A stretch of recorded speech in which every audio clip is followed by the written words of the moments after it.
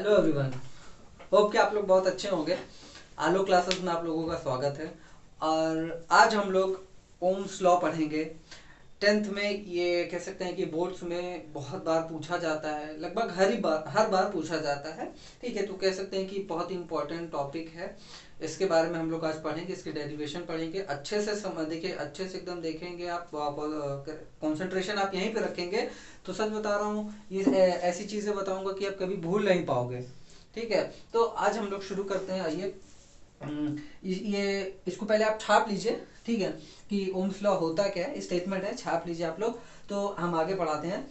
तो ये देखिए, यहाँ पे लिखा हुआ है कि फ्लो ऑफ चार्जेस कंडक्टर में। ठीक है, फ्लो ऑफ चार्जेस कंडक्टर में किसके डायरेक्टली प्रोपोर्शनल होता है? पोटेंशियल डिफरेंस के डायरेक्टली प्रोपोर्शनल होता है। ठीक, एक चीज और, keeping the physical conditions constant. अब ये क्या है, अभी बताता हूं मैं। पहले देख लेते हैं कि ये ओम्स लॉ है क्या।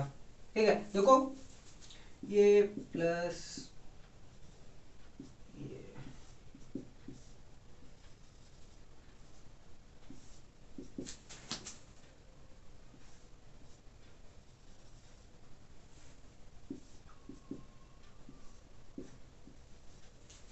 देखो, एक कंडक्टर में कुछ इसी तरह पहले अलाइनमेंट होता है चार्जेस का। जो कि मतलब कि जब हम अगर सप्लाई हम नहीं देते या पावर सोर्स हम इसको नहीं देते, तो ये पहले ऐसे ही रहता है कंडक्टर में। ठीक है, ये कंडक्टर मान लेते हैं हम।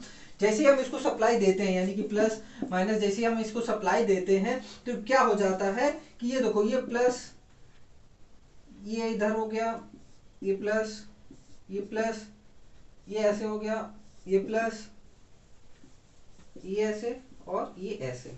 ठीक, देखो देखो अंतर देख रहे हो आप लोग। जैसे ही मैंने इसको सोर्स दिया, ठीक, यानी कि जैसे ही मैंने इसको पावर सोर्स दिया, तो क्या हुआ, यहाँ पे इलेक्ट्रॉन्स देखो, ये जो है, जो जो पार्टिकल्स हैं, यानी कि चार्ज पार्टिकल्स हैं, यानी कि कह सकते हो कि इलेक्ट्रॉन्स है, वो क्या करने लगेंगे, मूव करने लगेंगे किधर को, एक डायरेक्शन में मूव करने लगेंगे। चाहे वो इधर हो चाहे वो इधर हो, लेकिन सब पर्टिकुलरली एक डायरेक्शन में मूव करेंगे। लेकिन देखो, कुछ चीजें होती हैं जो नहीं मूव करती हैं। अब ये डिपेंड किस पे करता है कि देखो किधर मूव करेगा, कितना मूव करेगा, है ना। तो ओम्स लॉ ने यही बताया है कि कौन किधर मूव करेगा और कितना मूव करेगा।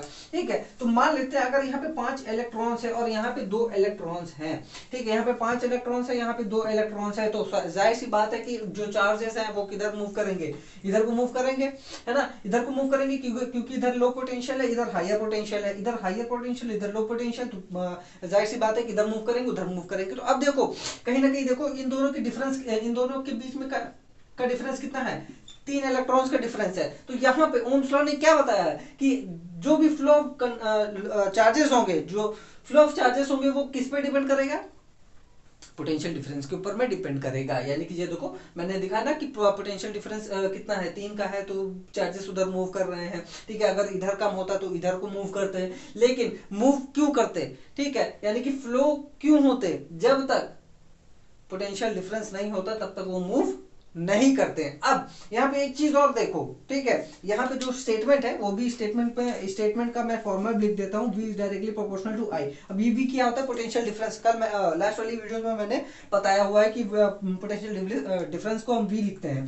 तो इसको आप देखिए, ठीक है, पिछले वाले वीडियो में आप देखिएगा, पोटेंशियल डिफरेंस आपको अच्छे से समझ में आएगा। लेकिन आप यहाँ पे गौर करिए, मैं कुछ चीजें आपको बताने जा रहा हूँ कि यहाँ पे जो कांस्टेंट है, ये कांस्टेंट जब हटाएंगे तो क्या आता है। ठीक है, यहाँ पे देखो, जब हम ये कांस्टेंट हटाते हैं, तो देखो, कांस्टेंट हटाने पे हमें एक नया कांस्टेंट लाना पड़ता है। यानी कि यहाँ पे अगर हमको इक्वल करना है, इसकी जगह पे इक्वल करना है, तो इसकी जगह पे एक कांस्टेंट हमें लगाना पड़ेगा, जो कि है हमारा r। यहाँ पे क्या है? r क्या है? रेजिस्टेंस होता है। क्या होता है? रेजिस्टेंस होता है। आर क्या है? हमारा रेजिस्टेंस है। यहाँ पे ये देखो, रेजिस्टेंस क्या है? देखो, ये चीजें जो कि मूव नहीं कर रही हैं, वहीं पे वहीं है, लेकिन वहीं की वहीं है, लेकिन देखो कुछ चीजें मूव कर रही हैं। जैसे कि ये वाला देखो, ये मूव कर रहा है है ना, ये मूव कर रहा है, ये मूव कर रहा है, ये मूव कर रहा है, लेकिन कुछ चीजें मूव कर नहीं कर रही हैं। और सोच के देखो, जैसे ये वाला आगे जाएगा यहाँ पे टकराएगा, तो सोच के देखो यहाँ पे टकराएगा, यानी कि ये क्या है, एक तरह का ऑब्स्ट्रक्शन है। और ऑब्स्ट्रक्शन को ही क्या बोलते हैं, रेजिस्टेंस बोलते हैं। रेजिस्टेंस की डेफिनेशन भी यही कहती है कि the obstruction offered by the conductor, ठीक है, बाय द कंडक्टर, किसको, by the conductor to the flow of the electrons या फ्लो ऑफ दी चार्जेस, ठीक है। रेजिस्टेंस की यही होती है कि जो भैया ऑब्स्ट्रक्शन होते हैं, ठीक है, उन्हीं को क्या बोलते हैं हम लोग, रेजिस्टेंस बोलते हैं। यहाँ पे देखो ऑब्स्ट्रक्शन हो गया, और जैसे ये टकराएगा, भाई ये बहुत हाई स्पीड में होता है, और जैसे ये टकराएगा इस पे, तो क्या होता है, वहां से हीट निकलती है, समझ गए, क्या निकलती है, हीट निकलती है। तो कभी आपने गौर किया है कि जब तार आप लोग लगाते हो या फिर जो हीटर होता है वो कैसे गर्म हो जाता है, क्योंकि वहां पे रेजिस्टेंस बहुत ज्यादा होता है, या जैसे ये इलेक्ट्रॉन्स या चार्जेस इस पे टकराते हैं तो वहां से हीट लिबरेट होती है, हीट जनरेट होती है, तो हमें हीट का एहसास भी होता है। और कई कई तारों में भी होता है कि जब आप स्विच ऑफ करते हो और तार को जब छूते हो तो हल्का हल्का गर्म भी रहती है। तो क्यों होती है, क्योंकि यहाँ पे रेजिस्टेंस जो है, रेजिस्टेंस की वजह से हीट लिबरेट हो रही होती है। तो ये हमारा क्या हो गया, ओम्स लॉ का, कह सकते हैं कि ओम्स लॉ का ये फॉर्मूला हो गया, हमने दिखा दिया, ठीक। अब ये जो रेजिस्टेंस है, ठीक, रेजिस्टेंस को हम लोग कैसे लिख सकते हैं, V बाई आई लिख सकते हैं। और इसकी जो यूनिट होती है, यूनिट क्या होती है, ओम होती है, मतलब यूनिट भी क्या होगी, ओम होगी, यूनिट भी आपकी ओम होगी। और इसका सिंबल ये ऐसे लिखा जाता है, ठीक है, सिंबल याद रखिएगा, ओम, ठीक, ये ओम, यूनिट याद रखिएगा किसकी, रेजिस्टेंस की। अब थोड़ा सा मैं रेजिस्टेंस के बारे में बताऊंगा कि रेजिस्टेंस किस पे डिपेंड करता है, क्योंकि जब हम तार पे, जब हम लोग तार बिछा रहे होते हैं अपने घर में, या तार जैसे कि हमारे घरों में वायर्स गई हुई होती हैं, तो वहां पे देखो डिफरेंस भी, सॉरी, रेजिस्टेंस भी वेरी करता है। हालांकि है ये कांस्टेंट, ठीक है ये कांस्टेंट, लेकिन यहाँ पे रेजिस्टेंस का एक फॉर्मूला हम लोग निकालते हैं। वो जब निकालते हैं तो उस पर कुछ चीजें डिपेंड करती हैं, ठीक है, डिपेंड क्या, कुछ चीजें वेरी करती हैं, ठीक। तो वो चीज हम देखेंगे कि रेजिस्टेंस किसकी वजह से थोड़ा सा वेरी होता है, ठीक है। लेकिन देखो वेरी तो करता है, लेकिन इन द सेंस ये मत समझिएगा कि घट जाता है या बढ़ जाता है, ऐसा कुछ नहीं होता, ठीक। रेजिस्टेंस एक ही रहता है, ठीक, रेजिस्टेंस एक ही रहता है, लेकिन उसकी थोड़ी सी क्या होती है, बदल जाता है, थोड़ा सा चीजें बदल जाती हैं। कैसे बदलती हैं हम देखते हैं। तो ये देखिए, रेजिस्टेंस डिपेंड्स ऑन, पहला है लेंथ पे, दूसरा है एरिया ऑफ क्रॉस सेक्शन,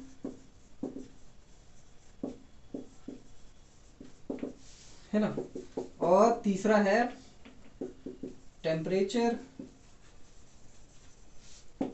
चौथा है आपका टेम्परेचर नहीं है, तीसरा आपका नेचर, ठीक है। ये कहीं ना कहीं ये तीन चीजों पे डिपेंड होता है, इसको नोट करिए, ठीक। और आपको मैं ऐसा एग्जांपल देने जा रहा हूं कि आप जिंदगी में कभी भूल नहीं सकते हो। ऐसा एग्जांपल दे रहे हैं कि रेजिस्टेंस किस पे डिपेंड होता है, कितना डिपेंड होता है, कितना मतलब कि कौन सा किस पे डायरेक्टली प्रोपोर्शनल है, किस पे इनवर्सली प्रोपोर्शनल है, ठीक है। इसको जरा हम लिख लेते हैं, ये हो जाएगा आपका L, ये हो जाएगा, हम इसको A से डिनोट करते हैं, और ये तो खैर कांस्टेंट ही होता है, ठीक है, हर वैल्यू की अलग होती है, मतलब हर वायर की वैल्यू नेचर अलग होता है, तो उसके हिसाब से वो होता है, ठीक। अब देखो,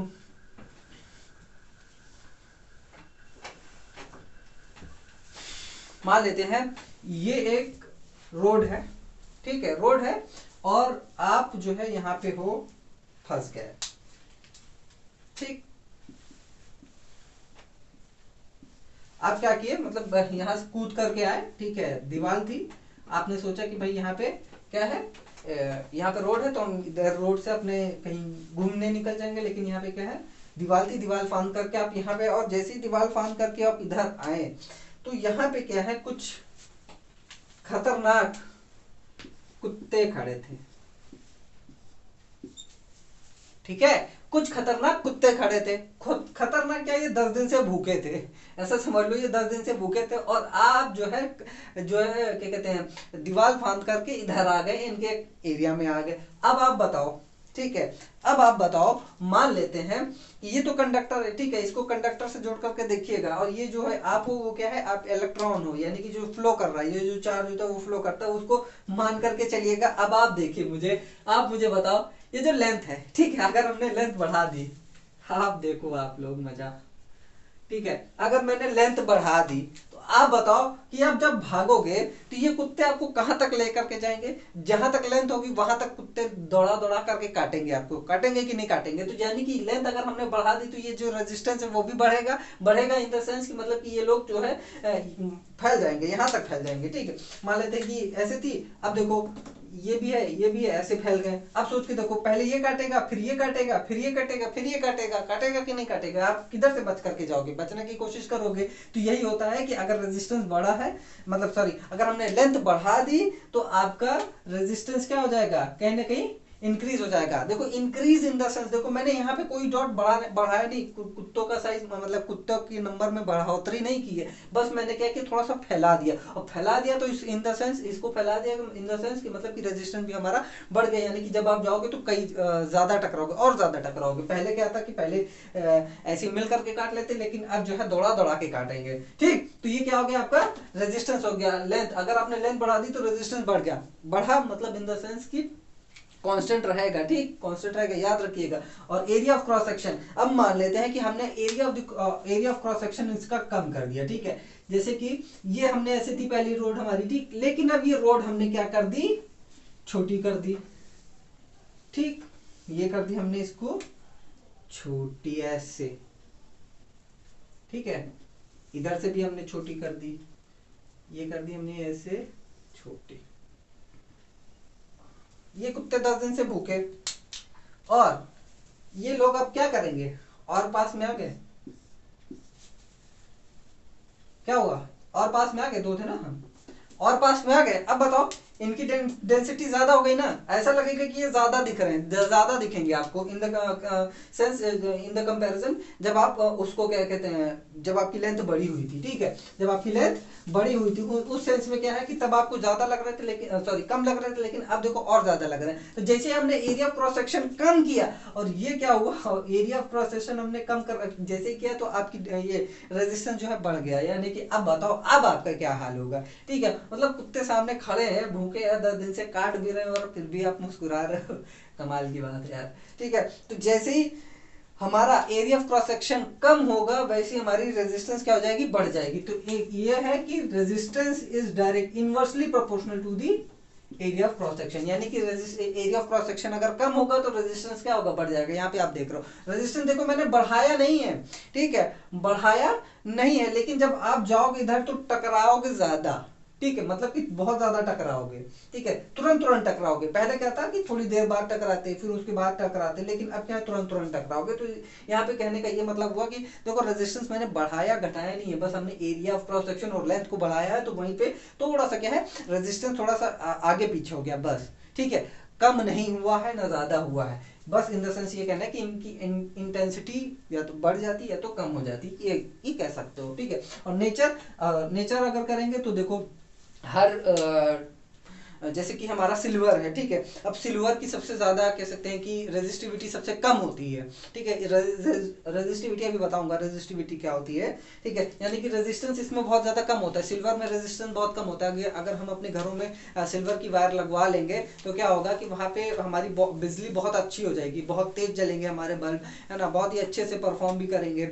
और हमारे यहाँ कॉपर लगा होता है, देखो सिल्वर हमारे यहाँ या बाहर क्यों नहीं लगा होता है, क्योंकि उसकी देखो पहली बात तो अच्छी होती है, ठीक है, उसके अंदर से इलेक्ट्रिसिटी गुजारोगे तो बहुत अच्छा होता है, मतलब कि लॉसेस बहुत कम होते हैं, रेजिस्टेंस बहुत कम होता है। लेकिन हम बाहर या घर में क्यों नहीं लगाते, क्योंकि बहुत महंगा होता है सिल्वर, सही सी बात है यार, ठीक है। अगर आप अपने घर में जो है सिल्वर की वायर लगवा लो, दूसरे दिन देखो सारी वायर आपकी उखड़ जाएगी, ठीक है। कैसे? चोर आएंगे, उखाड़ कर लेके चले जाएंगे, ठीक है। अब आप सोच रहे होगे कि सर हम सिक्योरिटी बहुत लगा देंगे ये, अरे वो तो फिर आप बहुत ज़्यादा पैसा है भाई आपके पास में तो करोगे ही, ठीक है।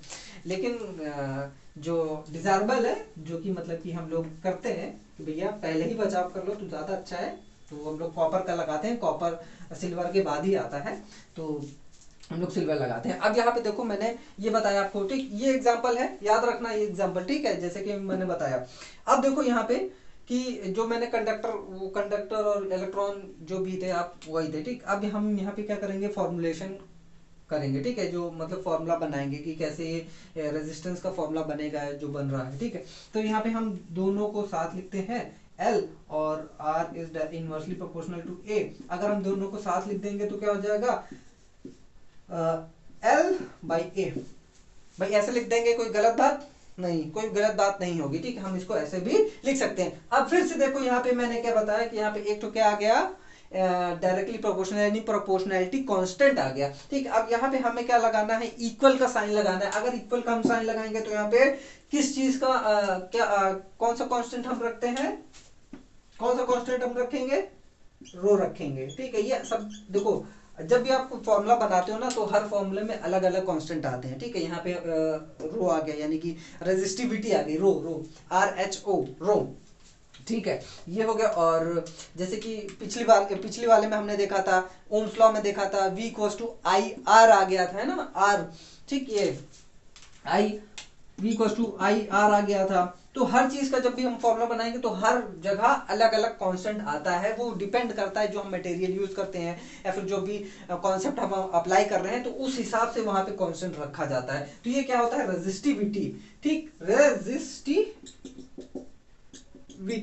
ठीक। ये रेजिस्टिविटी क्या होती है, ये रेजिस्टिविटी क्या होती है, ये होती है एबिलिटी टू गिव या टू ऑफर रेजिस्टेंस, ठीक है, कि कितनी एबिलिटी है कि वो कितना ऑफर करेगा रेजिस्टेंस, ठीक है। यानी कि किसी भी वायर की एबिलिटी का कह सकते हैं कि ये माप होता है, रो, ठीक है, RHO।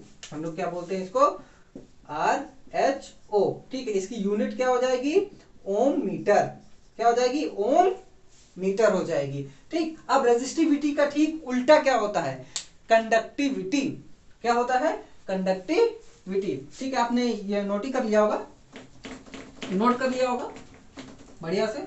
देखो अब मैं कंडक्टिविटी बताऊंगा, ठीक, मतलब इसी का उल्टा क्या हो जाएगा, रो का क्या हो जाएगा उल्टा, कंडक्टिविटी 1/c कह सकते हो, है ना। तो ये क्या हो गया कि भैया जितना ये होता है उसी का ठीक उल्टा ये होता है, ठीक है। यानी कि कितना हम अलाउ कर रहे हैं या फिर जो वायर है वो कितना अलाउ कर रही है, इलेक्ट्रॉन्स का फ्लो कितना अलाउ कर रही है। और रेजिस्टेंस का उल्टा होता है कंडक्टेंस, ठीक है। इसको भी ऐसे लिख सकते हो, ठीक है, कंडक्टेंस कह सकते हो, कंडक्टेंस, ठीक है। ये इसका भी मतलब वही है, ठीक, इसका उल्टा, यानी कि अगर ये रेजिस्ट कर रहा है, रोक रहा है, तो ये क्या कर रहा है, अलाउ कर रहा है, जाने के लिए अलाउ कर रहा है। इसकी जो क्या कहते हैं यूनिट होती कंडक्टेंस की, मोह होती है, क्या होती है, मोह, ठीक है। ठीक उसका उल्टा यानी ओम का उल्टा सॉरी, मोह होती है, ठीक है।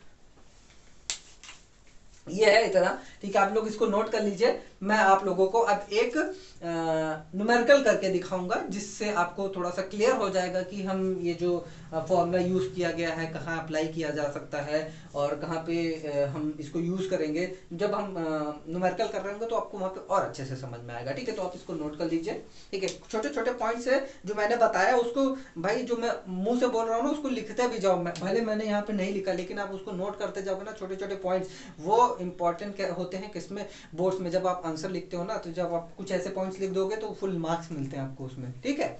चलो ठीक है, आप लोग इसको नोट करो, मैं न्यूमेरिकल बताता हूँ। अब हम लोग एक न्यूमेरिकल करते हैं और इससे हमें क्लियर हो जाएगा कि जो रेजिस्टेंस हमने बताया था आपको, रेजिस्टेंस का फॉर्मूला बताया था, उससे थोड़ा सा और आपको क्लियरिटी मिल जाएगी। तो आइए हम लोग करते हैं। देखो कोई भी क्वेश्चन हो, ठीक, जिंदगी में, मतलब जिंदगी में क्या, अगर आपको मैथ्स में भी, फिजिक्स में, केमिस्ट्री में, कहीं पे भी अगर आपको प्रॉब्लम मिलती है या फिर क्वेश्चंस मिलती है तो सबसे पहले देखो कि क्या क्या दिया है, है ना, क्या क्या दिया है उसके हिसाब से हम काम करेंगे। यार देखो जिंदगी में भी यही लाइन अप्लाई होती है कि अगर आप के पास जो है उस चीज का आप उपयोग करते हो, ठीक है, देखो जिंदगी में उसी चीज का उपयोग करो जो आपके पास में है, ठीक है, उसकी अपेक्षा मत करो जो आपके पास नहीं है, ठीक है, जो है उसी से काम चलाओ, समझ गए। तो जो हमारे पास में है हम उससे देखेंगे क्या हमें मिलता है, ठीक, हमें क्या मिलता है या फिर हमें क्या हम सोल्यूशन कर पाते हैं नहीं कर पाते हैं, ठीक है, आइए हम लोग देखते हैं। तो पहले देखो कि क्या क्या दिया है। तो सबसे पहले क्वेश्चन कभी भी आए तो सबसे पहले ये देखो कि हमें क्या क्या दिया है। गिवन हम लोग देखते हैं कि गिवन क्या है। गिवन है हमारा 10 ओम रेजिस्टेंस नाइक्रोम वायर की, R1 हम लिख लेते हैं 10 ओम, ठीक, और लेंथ क्या हो जाएगी, लेंथ हमें नहीं दिया तो हम L मान लेते हैं। एरिया ऑफ क्रॉस सेक्शन हमें नहीं दिया है, ठीक, एरिया क्रॉस सेक्शन हमें नहीं दिया है तो हम A मान लेते हैं। क्यों, क्योंकि यहाँ पे हमें ये दिया हुआ है द लेंथ, ये जो दूसरी बार होगी उसकी जो लेंथ है 3 टाइम्स किसके है, 3 टाइम्स और 4 टाइम्स, एरिया उसके 4 टाइम्स है किसके, पहली बार के। तो हम अगर L ले लेते हैं और A ले लेते हैं तो यहाँ पे हम 3 कर सकते हैं, यहाँ पे 4 कर सकते हैं। तो जो दूसरी बार होगी वो क्या होगी, R2 है, इसको हमें फाइंड करना है। L कितना है आपका 3L हो जाएगा और A कितना है आपका 4A हो जाएगा, ठीक, यही होगा। अब देखो हम इसको सॉल्व कैसे करते हैं, दोनों का पहले फॉर्मूला लिखो कि रो L बाई ए, ऐसे ही कुछ होता है, ठीक है, ऐसे ही कुछ होता है। तो अब हम क्या करेंगे, लिखेंगे पहले वाले का है 10 equals to rho L by A, divide करना है, ठीक, हमेशा याद रखिएगा डिवाइड करना पड़ेगा हमें, ये ऐसे सॉल्व करने के लिए हमें डिवाइड वाला रूल लगाना पड़ेगा, ठीक। तो यहाँ पे R2 हो जाएगा और इक्वल है रो 3L अपॉन 4A, ठीक है।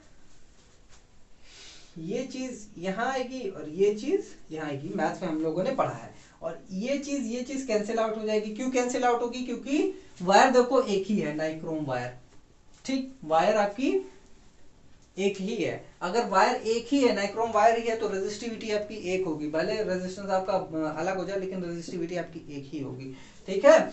तो अब हम यहाँ पे देखते हैं क्या बन गया, R2 L इंटू 4A और 3L इंटू ए, ठीक। अब कैंसिल आउट करते हैं, ये कैंसिल आउट हुआ, ये कैंसिल आउट हुआ, ये चीज इधर जाएगी, ये चीज इधर जाएगी और ये चीज आपकी इधर आएगी, ठीक है। तो ये हम ऐसे लिखेंगे को 4 इक्वल्स टू R2, ठीक है। अब हम जरा इसको सॉल्व करते हैं, जगह नहीं है, इधर कर दे रहा हूं, ठीक है। तो R2 30 अपॉन 4 काटेंगे तो आपका आएगा 7.5, R2 क्या हो जाएगा 7.5 ओम, देखो सही है ना, 28 4 7 28.2 इधर जाएगा तो हाँ ठीक है 7.5 ओम। ये देखो रेजिस्टेंस ऐसे निकालते हैं, समझ गए, ठीक है। तो देखो कहीं भी कभी भी कोई प्रॉब्लम आए, ठीक है, अगर आपको इस बोर्ड्स में जब प्रॉब्लम आती है, ठीक है, न्यूमेरिकल्स आते हैं तो आप लोग ऐसे सॉल्व करिए, ये बेसिक्स है, ठीक है, कि आप अगर आप ऐसे करोगे तो एकदम आसान लगेगा आपको, कोई भी चीज हो आपको एकदम आसान लगेगा, न्यूमेरिकल से आप फिर घबराओगे नहीं, ठीक है, अगर आप ऐसे सॉल्व करोगे। फिजिक्स में ऐसे ही होता है, समझ गए, फिजिक्स में आपको ऐसे ही मिलेंगे, ठीक। और आपको अगर अच्छे से पढ़ोगे, इसको देखोगे, बार बार देखोगे, बार बार क्या एक बार और अगर देख लोगे यही वीडियो, तो सच बता रहा हूँ आपको रट जाएगा एकदम से, कभी भी आप भूलोगे नहीं। और इस मेथड से ही अगर आप सॉल्व करेंगे तो हर प्रॉब्लम आपको इजी लगेगी, ठीक है। पहले प्रॉब्लम्स को पढ़ो, फिर उसके बाद में क्या दिया है उसको उतारो, लिखो, ठीक है, लिखना बहुत ज्यादा जरूरी है, ठीक है, बिना लिखे काम नहीं चलेगा, आप चल दिए हवा में सॉल्व करने तो नहीं हो पाएगा, ठीक है। पहले आप लिखो, फिर आप देखोगे कि हाँ यार ये दिया हुआ है, फिर हमें क्या क्या नहीं दिया है वो देखो, फिर हमें फॉर्मूला लिखो, मेन है कि आप फॉर्मूला लिखते हो कि नहीं, ठीक है, फॉर्मूला, ठीक है, अगर आपने फॉर्मूला लिख लिया तो फिर आपको पता चल जाएगा कि हमें क्या निकालना है, ठीक है। तो नोट कर लीजिए आप इसे, है ना, अच्छे से पढ़िए। इसके बाद में अगर आपको कोई डाउट होता है तो आप पूछिए, ठीक है, कमेंट बॉक्स में आप पूछ सकते हैं। अगर आप चाहते हो कि मैं और ज़्यादा न्यूमेरिकल्स कराऊं इन सब चीज़ों पे, तो आप कमेंट बॉक्स में ज़रूर बताइए कि न्यूमेरिकल्स की और नीड है, तो हम अलग से एक वीडियो बनाएंगे न्यूमेरिकल्स के ऊपर में, वो भी हम आपको पढ़ा देंगे, समझा देंगे, ठीक है। और अच्छे से पढ़ाई करिए, बोर्ड्स की कह सकते हैं कि तैयारी करिए, क्योंकि बोर्ड्स अभी आने ही वाला है आप लोगों का। तो अच्छे से पढ़िए आप लोग, बढ़िया से बेहतरीन तरीके से पढ़िए। अगर आपको कोई डाउट है कमेंट बॉक्स में आप कमेंट कर सकते हैं। और वीडियो हमारी कैसी लगी ज़रूर हमको बताइए, कमेंट करके ज़रूर बताइए। अगर आपको अच्छी लगती है तो शेयर भी करिए, दोस्तों के साथ में शेयर करिए। और